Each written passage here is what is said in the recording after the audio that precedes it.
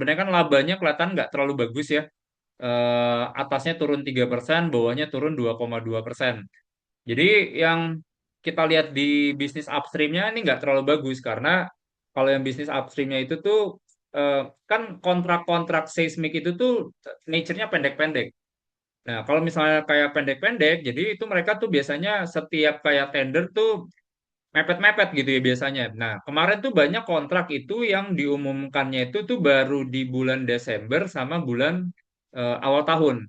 Jadi baru nanti mereka bisa recognize itu nanti di kuartal 3 itu kuartal 4. Jadi agak sedikit kena di situ di upstreamnya. Cuman yang jalan itu bisnis distribusi sama logistiknya itu positif gitu ya. Jadi itu kita lihat bagus ya.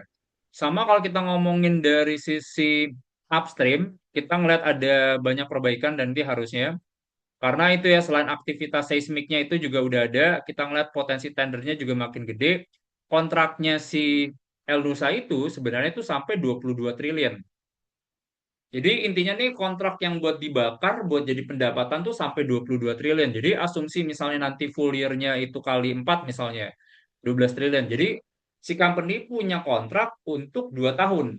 Bayangin gini ya, jadi kalau kita ngomongin bisnis Elnusa tuh kayak, kita ngomongin kayak bisnis-bisnis properti, sama kayak contohnya bisnis konstruksi misalnya. Kayak contohnya misalnya Waskita.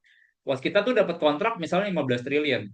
Nah, 15 triliun itu dia kalau misalnya kerjain 5 tahun bisa kayak 3 triliun, 3 triliun, 3 triliun, 3 triliun. Jadi intinya dari kontrak itu diubah jadi pendapatan. Nah, jadi penting banget buat ngelihat si kontraknya ini ada apa enggak. Nah, simpelnya gini sih sebenarnya. El Nusa kalau nggak ngapa-ngapain aja di posisi yang sekarang, dia 2 tahun tuh pasti pendapatannya masih ada 12 triliun, 12 triliun. Jadi itu yang menurut kita sih sebenarnya positif ya. Jadi itu kita masih buy ya buat El Nusa target price-nya di 950 ya.